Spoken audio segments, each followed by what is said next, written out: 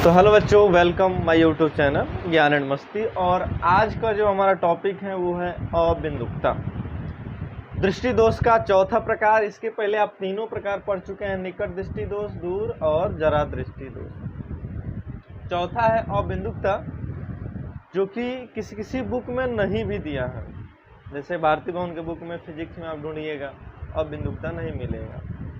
और बाकी जो अलग अलग प्रकाशन के हैं उसमें आपको अबिंदुकता बताया है कि अबिंदुकता क्या है, लेकिन बहुत ही शॉर्ट फॉर्म में। जिस प्रकार से आप अन्य दोष पढ़े हैं उतना डीपली और उतना विस्तार से नहीं बताया गया।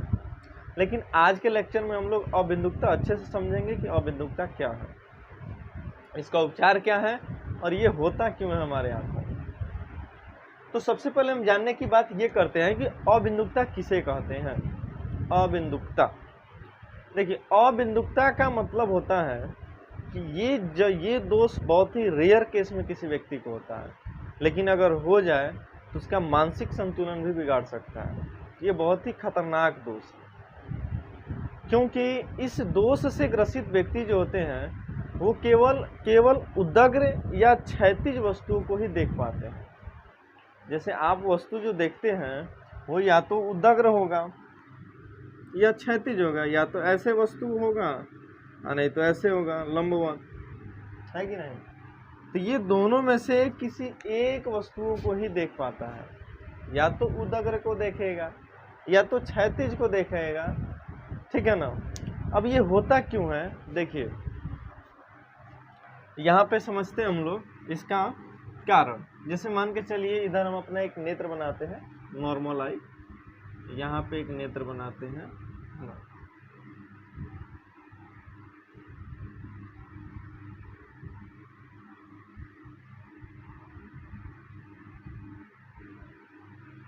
ये हमारा नेत्र होगा, ये हमारा नेत्र होगा, ये नेत्र हुआ हमारा। आपको पता है कि नेत्र का जो सबसे ऊपरी हिस्सा होता है उसी को कहते हैं हम लोग क्या, कार्निया। कार्निया। तो अबिंदुकता का कारण ही वही होता है, कौन, कार्निया। कार्निया की जो वक्रता त्रिज्या होती है,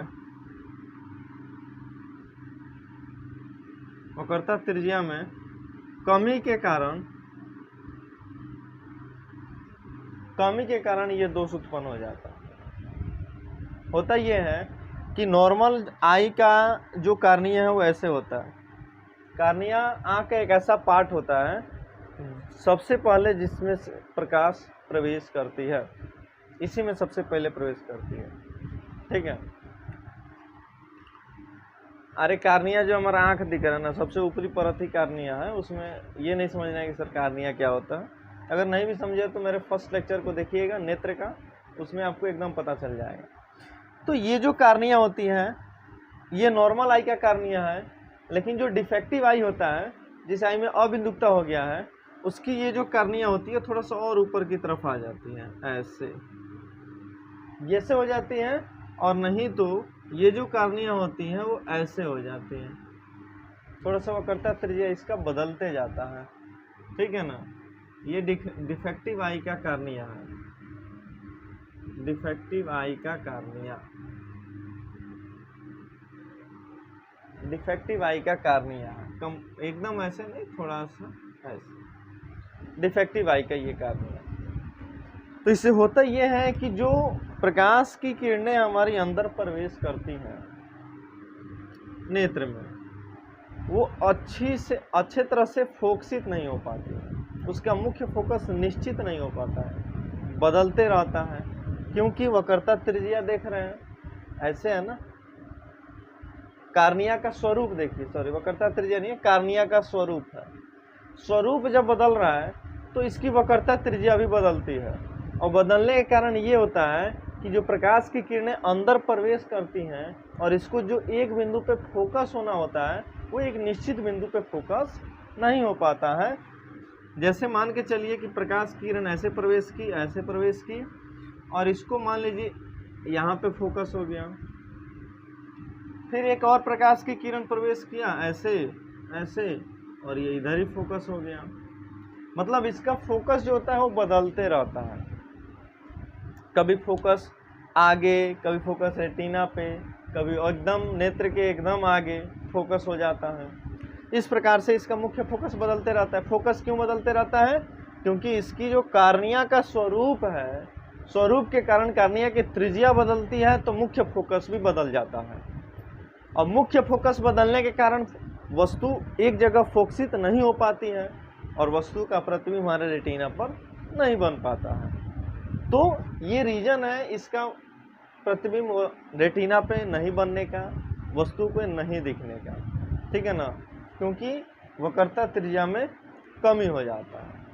अब सवाल ये है कि इसका निवारण क्या है, इसका क्या उपाय है कि इस दोष को हम क्या कर सकते हैं, दूर कर सकते हैं, ठीक है ना।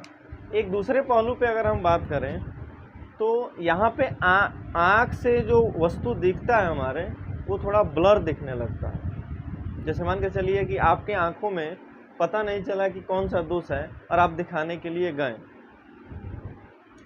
तो डॉक्टर चेकअप किया तो आपके दूर की वस्तुएं भी आपको आंखें से दिख रही हैं, नज़दीक की वस्तुएं भी आपकी आंखों से दिख रही है ना, लेकिन क्लियर नहीं देख पा रही हैं।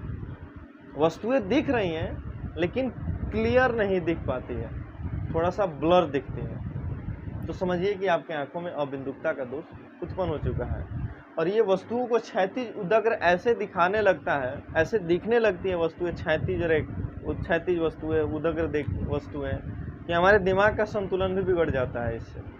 इसलिए ये बहुत ही खतरनाक बीमारी है और इसको दूर करने के लिए इसका उपचार जो है, निवारण या इसका जो उपचार है, उसमें हम लोग सिलेंडर के आकार के लेंस का यूज करते हैं, जिसको हम लोग बेलनाकार लेंस कहते हैं।